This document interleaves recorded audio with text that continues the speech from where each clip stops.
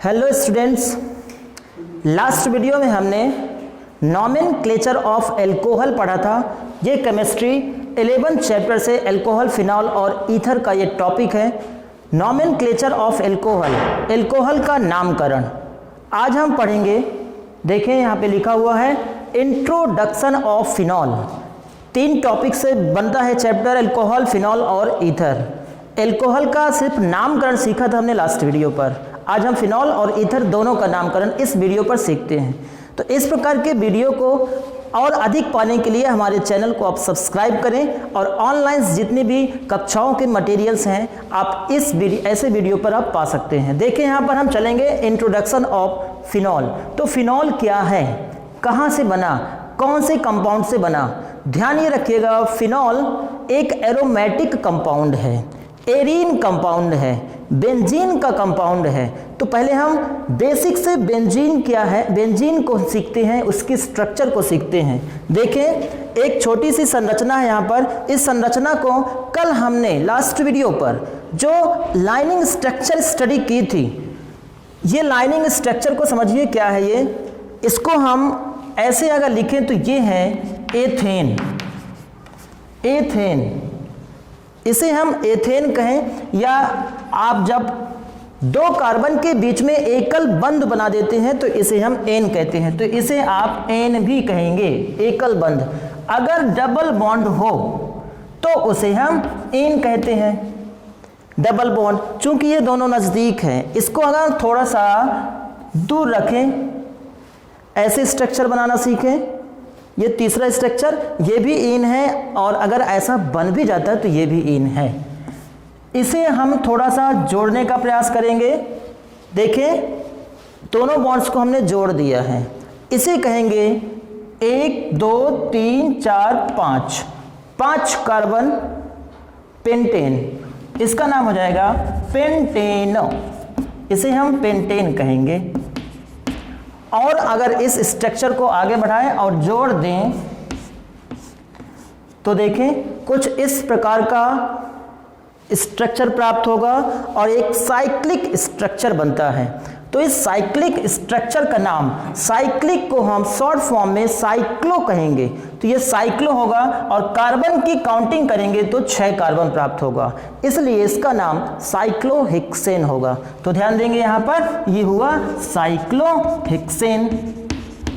Cyclo क्योंकि ये चक्र के रूप में है, 6 कार्बन है, इसलिए हम हेक्सेन कहेंगे, साइक्लोहेक्सेन। अगर उस साइक्लोहेक्सेन में एक OH जोड़ दिया जाए, जिसे आप ऑल कहते हैं IUPAC में, तो ये देखें यहाँ पे नेक्स्ट स्ट्रक्चर में ये हो गया OH। हमने किस पर जोड़ा, वो साइक्लोहेक्सेन है, और साइक्लोहेक्सेन पर आप उसके नाभिक पर OH जोड़ देते हैं तो बन जाता है साइक्लोहेक्सेनॉल। तो देखें, इसका नाम हो जाएगा साइक्लोहेक्सेनॉल। तो ये साइक्लोहेक्सेनॉल है। थोड़ी सी हम कुछ इस तरीके से स्ट्रक्चर बनाते हैं। देखें, ये साइक्लोहेक्सेन है, इसको और इसको देखें, दोनों एक ही है, दोनों सिमिलरिटीज हैं। अगर हम यहाँ पर एकल बंध लगा दें तो ये हो जाएगा, अगर यहाँ पर हम कार्बन का नंबर्स करें, अंकन करें, तो ये हो जाएगा साइक्लोहेक्सेन। ध्यान से इसको समझिएगा, साइक्लोहेक्स। इस बार एन नहीं होगा क्योंकि 2 कार्बन के मध्य में एक डबल बॉन्ड है। डबल बॉन्ड मीन्स आपने यहाँ पे देखा एन कहते हैं।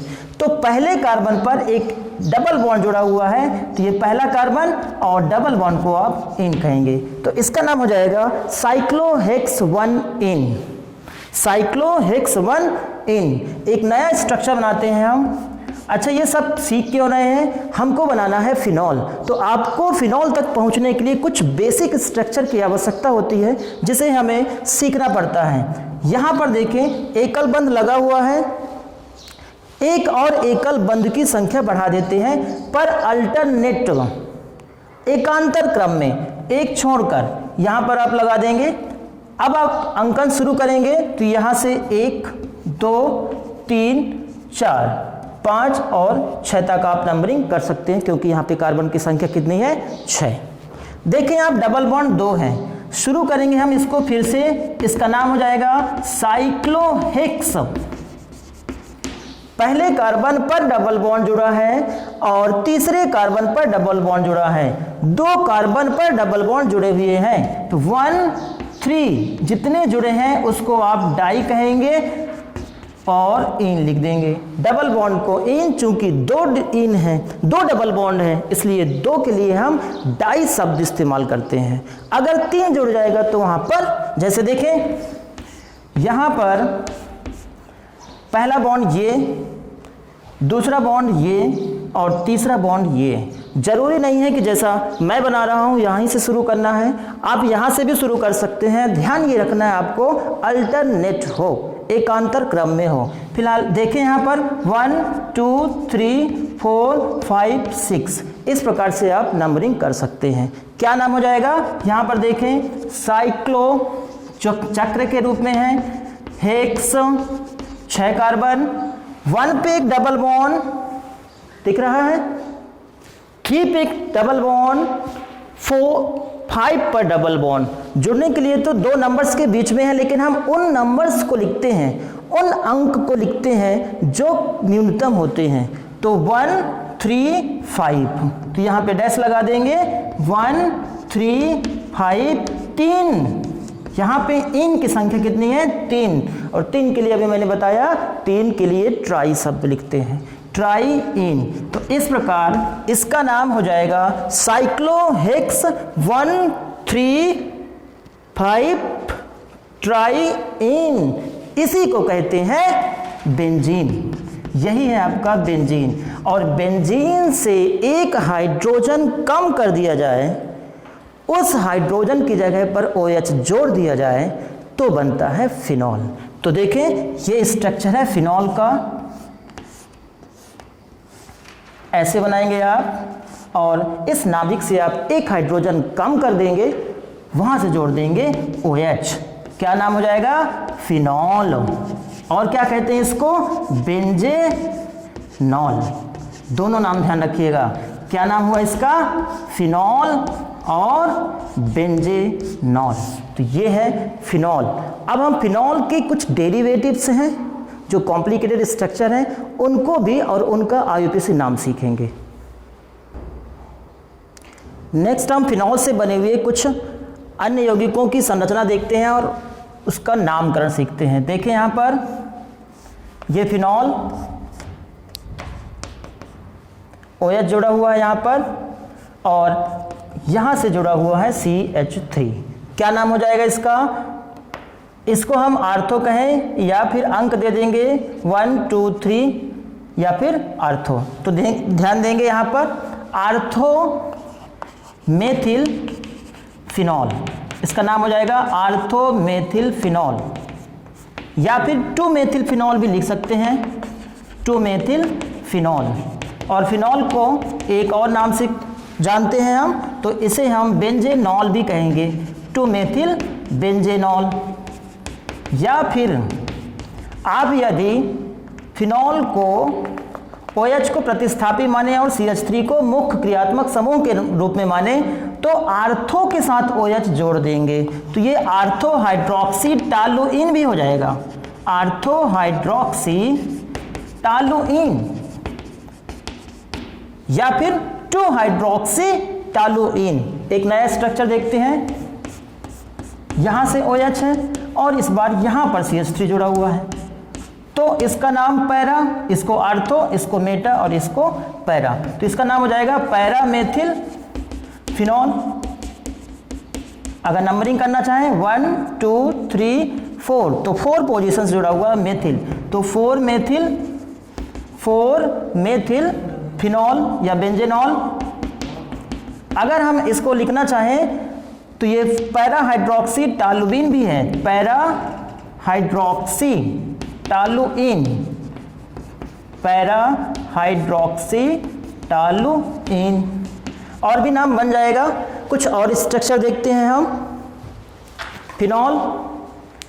जैसे देखें यहाँ पर एक OH यहाँ पर जुड़ा हुआ मिलेगा आपको और एक OH यहाँ पे जुड़ा हुआ मिलेगा, तब इसका नाम क्या हो जाएगा, तब इसका नाम हो जाएगा, बताएं, इसका नाम हो जाएगा 1,2 di hydroxy benzene. 1,2 di hydroxy benzene. अगर हम इसको लिखना चाहें तो आप लिख सकते हैं 2 हाइड्रोक्सी बेंजेनॉल, 2 हाइड्रोक्सी बेंजेनॉल, या फिर फिनॉल, बेंजेनॉल की जगह पर फिनॉल भी लिख सकते हैं। इसको हम जब OH दोनों पास पास होते हैं, ऐसे स्ट्रक्चर को आप देखेंगे, इसको हम कैटिकॉल कहते हैं। ये ध्यान रखिएगा, ज़्यादातर आपको ये नाम काम में आएगा, कैटिकॉल। एक दूसरा स्ट्रक्चर, OH यहाँ पर हो, आर्थो पे ना जुड़कर मेटा पे जुड़ा हुआ हो, दूसरा OH आर्थो पे ना जुड़कर मेटा पोजीशन पर OH जुड़ा हुआ हो, तब इसको हम चाहें तो ऐसा लिख सकते हैं, Meta hydroxy phenol, Meta hydroxy phenol. Phenol को और क्या कहेंगे, बेंजेनॉल, फिनॉल को बेंजेनॉल। मेटा की जगह पर आप नंबरिंग करते हैं तो ये थर्ड पर है, तो इसे आप 3 भी कह सकते हैं, 3 हाइड्रोक्सी फिनॉल, 3 हाइड्रोक्सी फिनॉल। लेकिन आपको इसका जो ज़्यादातर कॉमन नाम है, इसका कॉमन नेम याद रखना है, रिसोर्सिनॉल। इसको रिसोर्सिनॉल कहते हैं। कब? जब OH एक मेटा पर जुड़ा हुआ हो। अब हम एक तीसरी स्ट्रक्चर बनाते हैं ऐसे फिनॉल का। देखें, ये OH यहाँ पे जुड़ा हुआ है और एक पैरा पे जुड़ा हुआ है,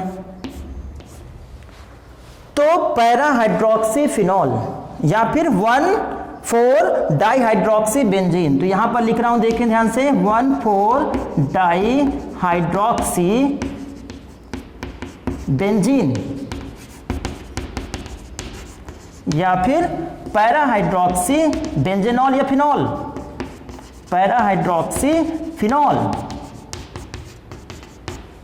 या फिर इसको हम हाइड्रोक्सी क्यूनोन भी बोलते हैं, हाइड्रोक्सी क्यूनोन,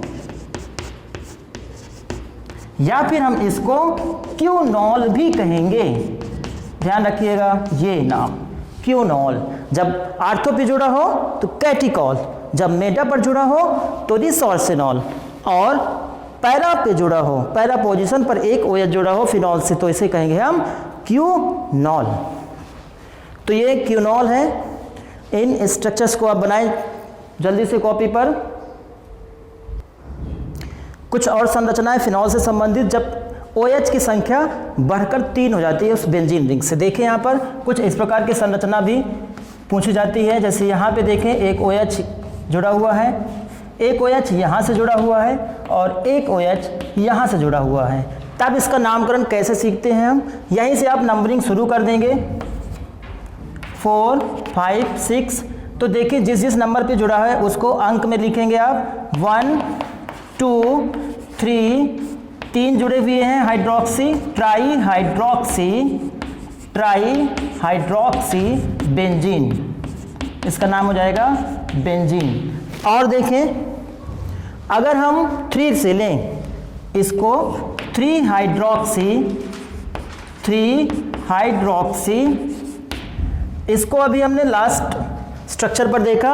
अगर इस OH को हटा दिया जाए, आर्थो पर OH जुड़ा हुआ हो, तो उसको कैटिकॉल कहते हैं। तो 3 हाइड्रोक्सी कैटिकॉल, 3 हाइड्रोक्सी कैटिकॉल। अगर इस OH को हटा दिया जाए, देखेंगे आप, तो इसको रिसोर्सिनॉल बोलेंगे। तो दूसरे से जुड़ा हुआ है हाइड्रोक्सी, 2 हाइड्रोक्सी रिसोर्सिनॉल। और कुछ बोलते हैं इसको, हाँ, पायरोगैलोलो। देखें, पायरोगैलोलो भी इसको बोलते हैं। तो ये संरचना आपको ध्यान रखनी है, इसको बोलते हैं पायरोगैलोल। आपको ज़्यादातर इसका नाम ध्यान रखना है।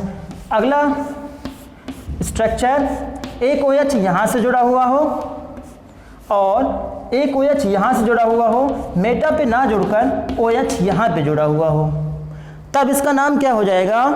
तब इसका नाम देखें 1 2 3 4 5 6 4 हाइड्रोक्सी कैटिकॉल। यहाँ पर 3 हाइड्रोक्सी कैटिकॉल था, यहाँ पर हो जाएगा 4 हाइड्रोक्सी कैटिकॉल। कैटिकॉल कैटिकॉल कब कहते हैं? जब आर्थो पर OH जुड़ा हुआ हो, कैटिकॉल। इसको हम क्यूनॉल भी कहेंगे। अगर हम इसको प्रतिस्थापी समूह माने 2 हाइड्रोक्सी, तब आप देखें इसको हम हाइड्रोक्सी क्यूनोन या फिर क्यूनॉल कहते हैं। तो इसको हम लिख देंगे 2 हाइड्रोक्सी क्यूनॉल। क्यूनॉल तो इसका ये भी नाम बन जाएगा। अगर आप चाहें तो एक और नाम बनेगा 1 2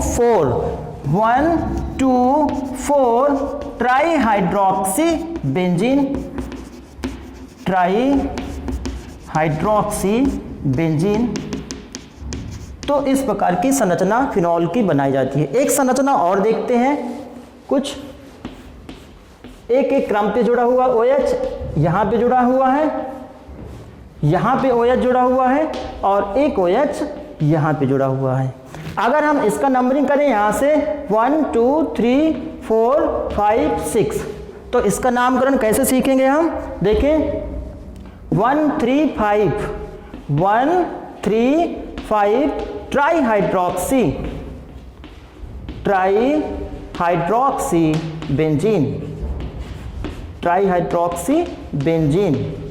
अगर हम इसको 5 से जोड़ दें 5 हाइड्रोक्सी, तो ये हो जाएगा रिसोर्सिनॉल।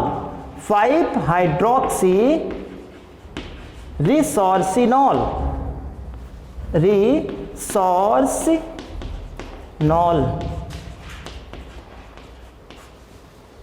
3 इसे हम फ्लोरोग्ल्यूसिनॉल भी कहते हैं।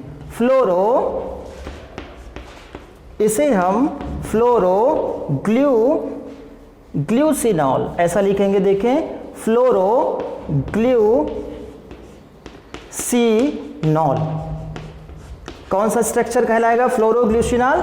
ऐसे जब अल्टरनेट OH जुड़ा हुआ हो, एक एक करके OH जुड़ा हुआ हो, तब हम इसे फ्लोरोग्ल्यूसिनॉल। तो पहले स्ट्रक्चर को हम पायरोगैलॉल, जो ब्लैक बोर्ड पर अभी राइट है देखें आप, इसे हम पायरोगैलॉल, इसे हम 2 हाइड्रोक्सी क्यूनॉल, और जो थर्ड स्ट्रक्चर बना हुआ है इसे हम कहेंगे फ्लोरोग्ल्यूसिनॉल।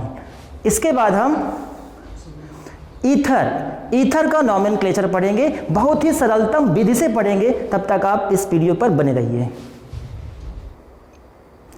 अब हम आते हैं ईथर का नामकरण सीखेंगे।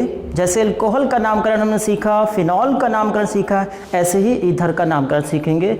ये सब एक टॉपिक अल्कोहल, फिनॉल और ईथर जब हम पढ़ेंगे उसका details, method of preparations and chemical properties, तो इनके नाम की आवश्यकता होगी। देखिए ईथर, इसे हम IUPAC नाम और साधारण नाम दोनों नाम में सीखेंगे। इसको एल्कोक्सी एल्केन भी कहते हैं। Alkoxy alkane. Alkoxy alkane.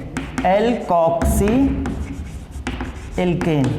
आपको एल्केन भी याद रखना है, एल्कोक्सी भी याद रखना है। तो हम एल्केन और एल्कोक्सी की सीरीज बनाना पहले सीख लें, इसके बाद हम ईथर पे आएंगे। देखें एल्केन, ये एल्केन की सीरीज। एल्केन से एक हाइड्रोजन कम करेंगे तो एल्किल की सीरीज।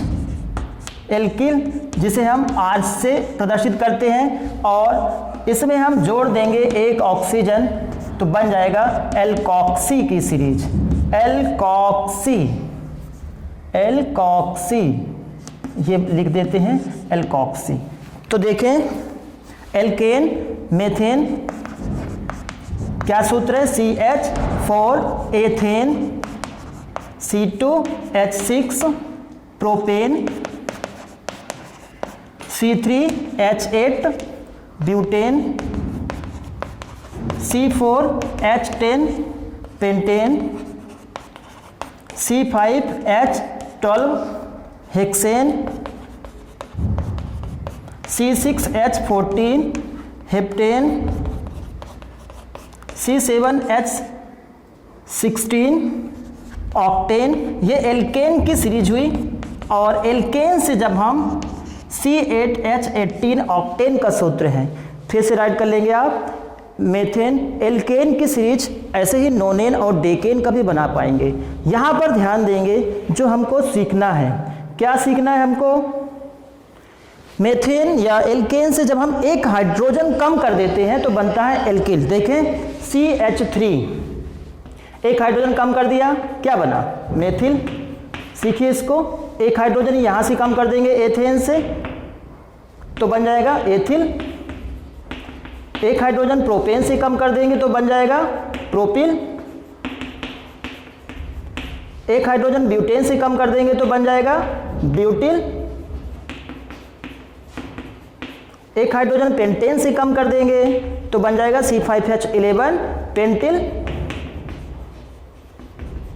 C हेक्सेन से एक हाइड्रोजन कम करने पर सूत्र बनेगा C6H13, इसका नाम हो जाएगा हेक्सिल।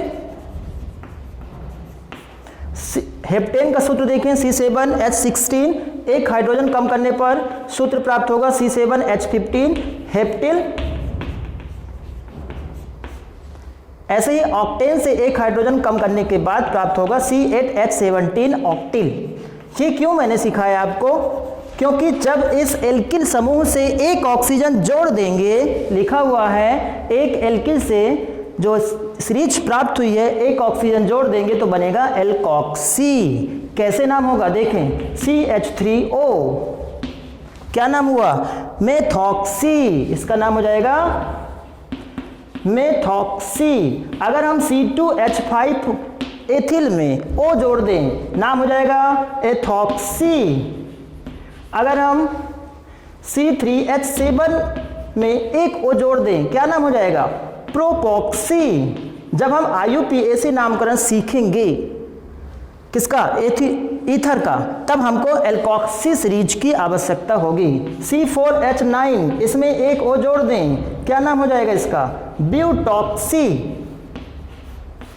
अगर हम पेंटिल में C5H11O पेंटिल में O जोड़ देते हैं तो हो जाएगा पेंटॉक्सी। ऐसे ही हेक्सिल, हेक्सिल का सूत्र देखें C6H13, इसमें आप O जोड़ देंगे तो हो जाएगा हेक्सॉक्सी। C7H15O क्या नाम हो जाएगा, हेप्टॉक्सी। और ऐसे ही बन जाएगा ऑक्टॉक्सी। ऐसे ही आपको आगे भी नाम सीखना है तो ये हो जाएगा C8H17O ऑक्टॉक्सी। ऑक्टॉक्सी, इसमें आप जब IUPAC नाम सीखेंगे तो इस एल्कॉक्सी सीरीज की आवश्यकता होगी। हम चलते हैं कुछ एग्जाम्पल लेकर ईथर का। देखें कुछ ईथर से संबंधित सूत्र, CH3OCH3 ROR, इसे हम जनरली ROR ईथर कहते हैं। यहाँ पे कुछ सूत्र लिखा हुआ है CH3OCH3। आप दोनों नाम सीखेंगे, दोनों की आवश्यकता पड़ेगी, एक साधारण नाम और दूसरा लिखा हुआ है IUPAC नाम। IUPAC नाम में हम इसको एल्कॉक्सी एल्केन बोलते हैं। एल्कॉक्सी एल्केन में दो चीज़ें ध्यान रखनी है। जब हमें दो अलग अलग प्रकार के एल्किल मूलक मिलते हैं तब हम छोटा वाला एल्किल मूलक को ऑक्सीजन के साथ जोड़कर एल्कॉक्सी लिखेंगे और जो बड़ा वाला एल्किल मूलक होगा उसे हम एल्केन के रूप में लिखेंगे। ये IUPAC नामकरण है। लेकिन हम जब साधारण नाम करेंगे तो देखें साधारण नाम में CH3 दो CH3 है और एक CH3 को हम मेथिल कहते हैं, तो दो CH3 है इसलिए इसको हम बोल देंगे डाई मेथिल। दो है इसलिए डाई CH3 को मेथिल और ईथर, ये हो जाएगा। इसे हम सममित ईथर भी कहेंगे क्योंकि दोनों एल्किल मूलक समान हैं। तो दो प्रकार के ईथर होते हैं, सममित सिमेट्रिकल ईथर, असममित अनसिमेट्रिकल ईथर। सममित में दोनों एल्किल मूलक सेम होने चाहिए और असममित में दोनों एल्किल मूलक अलग अलग प्रकार के होने चाहिए। तो ये सममित के लिए है, इसका हम IUPAC नाम सीखते हैं। देखें, चूंकि यहाँ जुड़े हुए दोनों एल्किल समूह सेम प्रकार का है, आप किसी में भी मेथॉक्सी लिख सकते हैं। तो इसका नाम हो जाएगा मेथॉक्सीमेथेन। मेथॉक्सीमेथेन। देखें कुछ अलग प्रकार के एल्किल मूलक वाले सूत्र, CH3O C2H5, इसका नामकरण कैसे करेंगे हम? अलग अलग प्रकार का एक छोटा वाला एल्किल मूलक है और एक बड़ा वाला एल्किल मूलक है। तो जब हम इसका IUPAC नाम सीखते हैं तो जो छोटा वाला एल्किल मूलक होगा उसे हम ऑक्सीजन के साथ जोड़कर मेथॉक्सी कहेंगे और बड़ा वाला एल्किल मूलक को हम एल्केन के रूप में लिखते हैं। अगर 2 कार्बन वाला है तो एथेन, 3 कार्बन वाला है प्रोपेन, 4 कार्बन वाला है ब्यूटेन। यहाँ 2 कार्बन तो मेथॉक्सी एथेन। IUPAC नाम में देखें मेथॉक्सी एथेन। अच्छा, साधारण नाम में क्या लिखेंगे हम इसको? Methyl ethyl ether. ध्यान देंगे जब हम साधारण नाम में इसको लिखेंगे अल्फाबेटिकली ऑर्डर्ड करेंगे, ABCD के अकॉर्डिंग ध्यान रखेंगे। तो देखें, प्रोनाउंस करें, प्रोनाउंस करने पर मेथिल और एथिल, एथिल शब्द पहले आएगा, एथिल का ई लेटर पहले आएगा, एम बाद में आएगा। तो एथिल मेथिल ईथर। यहाँ पर हम ABCD के वर्णमाला क्रम का ध्यान रखकर साधारण नामकरण सीखेंगे। तो ये हो जाएगा ethyl methyl ether. Next example C2H5O C3H7। एक प्रोपिल है एक एथिल है, तो एथिल प्रोपिल ईथर। साधारण नाम एथिल प्रोपिल ईथर। ये तो हुआ उसका सिंपल नेम। IUPAC नेम में क्या लिखेंगे हम? छोटा वाला एल्किल मूलक ऑक्सीजन के साथ जुड़कर एथॉक्सी बनाएगा, बड़ा वाला एल्किल मूलक एल्केन के रूप में अगर 3 कार्बन है तो प्रोपेन लिखेंगे। तो ये हो जाएगा एथॉक्सी प्रोपेन। Ethoxy propane. कुछ और सूत्र देखें, CH3O C3H7। यहाँ पर देखें प्रोपिल, यहाँ पर देखें मेथिल। तो मेथिल का नाम पहले लिखेंगे हम साधारण नाम में methyl propyl ether. Methyl propyl ether. IUPAC नाम में क्या लिखेंगे? Methoxy propane. Methoxy propane. ऐसा क्यों लिखा गया? क्योंकि छोटा वाला एल्किल मूलक ऑक्सीजन के साथ जुड़कर एल्कोक्सी समूह लिखेंगे और बड़ा वाला एल्किल मूलक के रूप में हम एल्केन लिखते हैं। लास्ट में देखें आप एल्केन लिखा हुआ है। ऐसे ही और देखें, एक बेंजीन रिंग लेके करें हम C6H5O CH3। इसको हम फेनिल बोलते हैं, C6H5, इसको मेथिल बोलेंगे। तो मेथिल फेनिल ईथर, इसका नाम हो जाएगा मेथिल फेनिल ईथर। ध्यान देंगे जब हम IUPAC नाम सीखेंगे तो ये बेंजीन से जुड़ा हुआ है, एरोमेटिक कंपाउंड है, इसलिए हम इसको छोटा वाला एल्किल मूलक मानेंगे। तो ये हो जाएगा मेथॉक्सी बेंजीन। मेथॉक्सी का बेंजीन से संबंधित यौगिक, इसलिए मेथॉक्सी बेंजीन। बेंजीन का डेरिवेटिव्स बोल सकते हैं। तो मेथॉक्सी बेंजीन अगर हम ऐसा लिख दें तब नाम क्या हो जाएगा? दोनों एरोमेटिक रिंग हैं, दोनों एरिन से संबंधित हैं, तो बन जाएगा इसका नाम, चूंकि फेनिल बोलते हैं C6H5 को, तो diphenyl ether. Diphenyl ether. IUPAC नाम बेंजॉक्सी बेंजीन। जब C6H5 से एक ऑक्सीजन जुड़ा हुआ हो उसे हम बेंजॉक्सी कहते हैं, बेंजॉक्सी बेंजीन।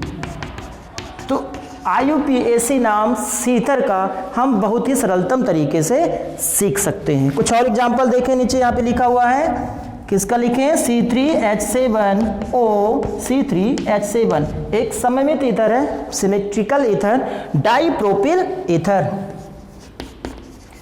डाइप्रोपिल ईथर। इस इधर आप लिख सकते हैं, चूंकि प्रोपिल ही है तो प्रोपॉक्सी प्रोपेन, प्रोपॉक्सी प्रोपेन। तो इस प्रकार आप ईथरों के सूत्रों का IUPAC नामकरण भी सीख सकते हैं। आपको दो चीज़ें ध्यान रखनी पड़ेगी, एक तो आप एल्किल सीरीज नाम ध्यान रखिएगा और सूत्र ध्यान रखिएगा, इससे जैसे methyl, ethyl, propyl, butyl, pentyl, hexyl, heptyl, octyl, और इसके एल्कॉक्सी समूह और सीरीज भी ध्यान रखना है आपको, एल्कॉक्सी समूह जिसको बोलते हैं। तो आप IUPAC नाम इसका सीख सकते हैं, ध्यान रखिएगा। अब हम नेक्स्ट वीडियो पर अल्कोहल बनाने की विधियां सीखेंगे।